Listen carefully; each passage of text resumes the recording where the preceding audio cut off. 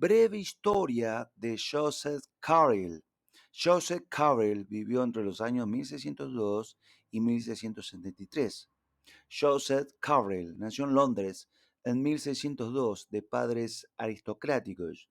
Fue educado en el Exeter College de la ciudad de Oxford, Inglaterra, donde se convirtió en un destacado polemista, obteniendo su licenciatura en artes en 1625 y una maestría en 1627.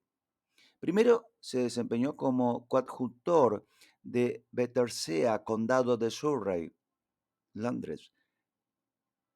Entre los años 1632 a 1648 se desempeñó como conferencista en el Lincoln Inn, Londres, un nombramiento que recibió porque estaba afectado con los puritanos.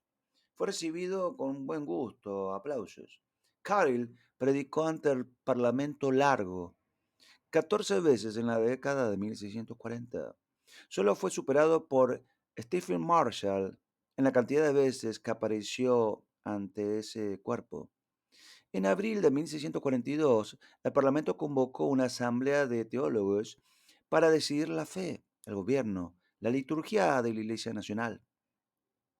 Los independientes vacilaron temiendo que sus conciencias fueran atadas. Thomas Goodwin y Joseph Carril incluso utilizaron el púlpito del Parlamento para predicar en contra de la adopción de una política eclesiástica que amanecería sus creencias con respecto a la verdadera adoración y servicio a Dios.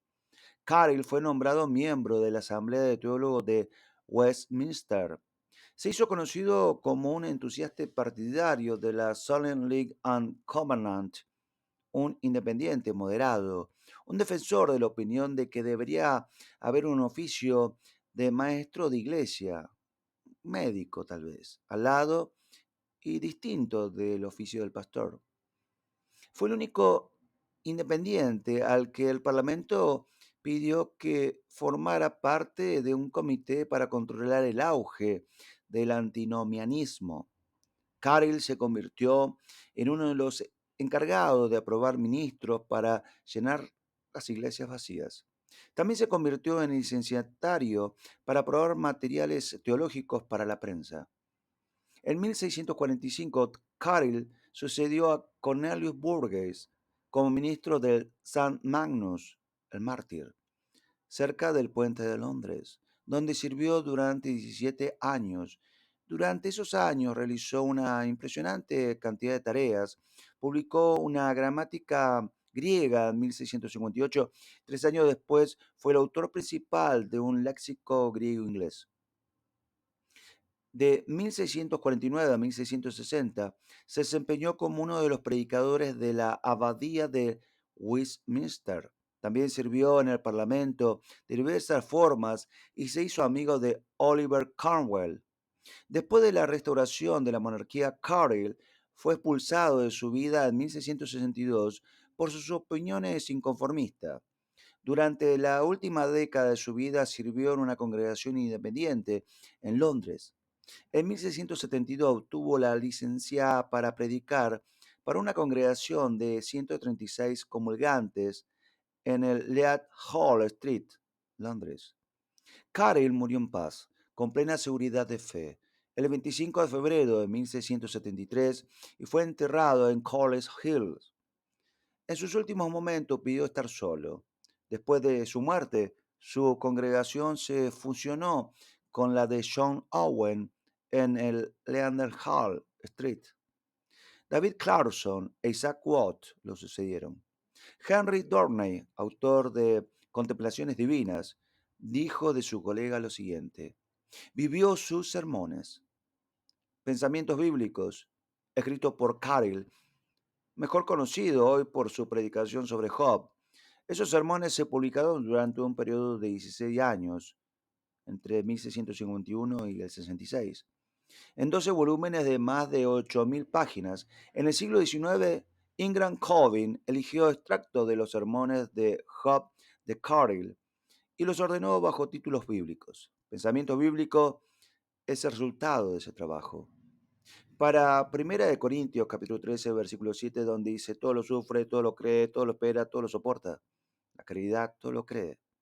Carey le escribe, no es que la caridad sea tan crédula como para aceptar todo por la verdad que se esparce por cualquier informe común y sin fundamento. Eso no es elogio de ningún hombre, mucho menos en el elogio de un hombre piadoso.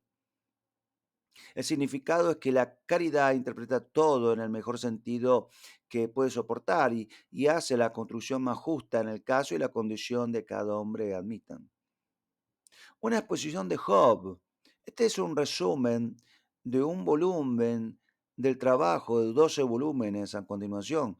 Como la mayoría de las abreviaturas, útil para los pensamientos centrales, pero no sustituye al trabajo más amplio. Una exposición sobre el libro de Job está reimpreso, facsímil, la primera vez que se reimprime la gigantesca obra de Carl sobre Job desde el siglo XVII. Los primeros 10 volúmenes de la obra de Carl son sermones que predicó en el St. Magnus. Los últimos dos se completaron después del Acta de Uniformidad. Creyendo que el libro de Job era relevante para la época, Carl predicó 424 veces durante un periodo de 24 años, con un promedio de 10 sermones por capítulo. Se ha dicho que su congregación se redujo significativamente durante ese tiempo.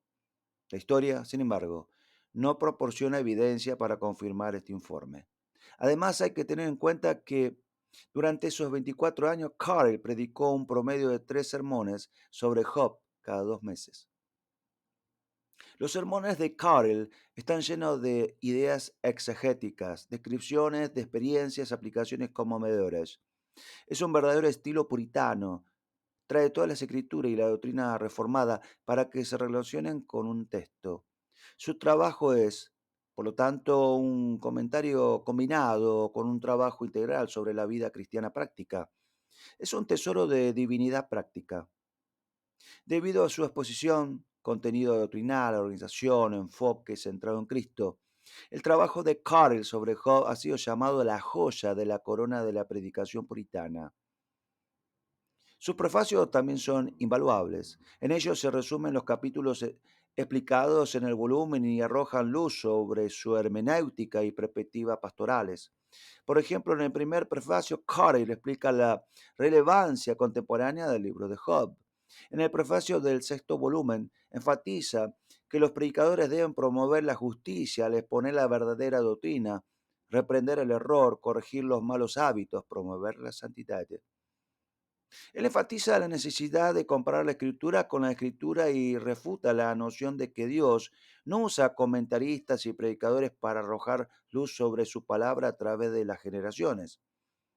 Él reconoce que los expositores humanos, de ninguna manera infalibles, no son mejores que los espectáculos para los discapacitados visuales en comparaciones con la visión clara de la verdad que los santos disfrutarán en la gloria venidera. Pero argumenta, en el prefacio del 10º volumen, Cargill, sobre Job, capítulo 32 y capítulo 34, defiende a Eliú y afirma que su discurso, así como todo el libro de Job, puede resumirse en 6 proposiciones. Primero, ningún hombre puede presentarse ante Dios por su propia justicia. Segundo, Dios puede afligir a las personas, no importa cuán piadosos sean, de cualquier manera y en cualquier grado que Él considere apropiado. Tercero, la meta de Dios al afligir a los creyentes son siempre sabias, llenas de gracia. Cuarto, los creyentes no pueden quejarse de Dios como si fuera riguroso o injusto en lo más mínimo, sin importar cuánto o cuánto tiempo estén afligidos. Quinto, quejarse o luchar contra la mano afligida a Dios no rinde ningún beneficio.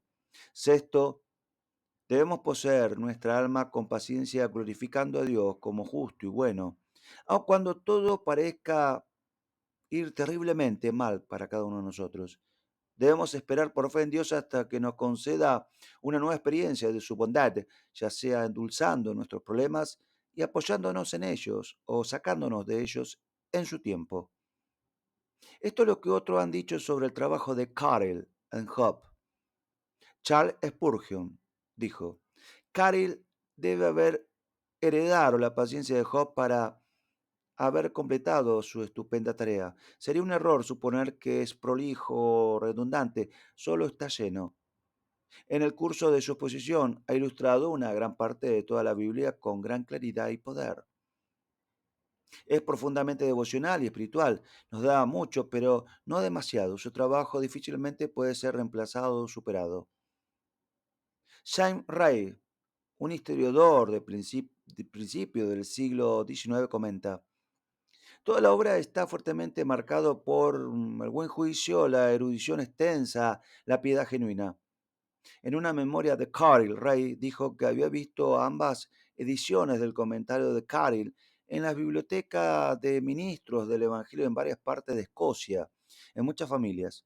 Recomendó que se incluyera en la biblioteca de cada ministro y estudiante de teología.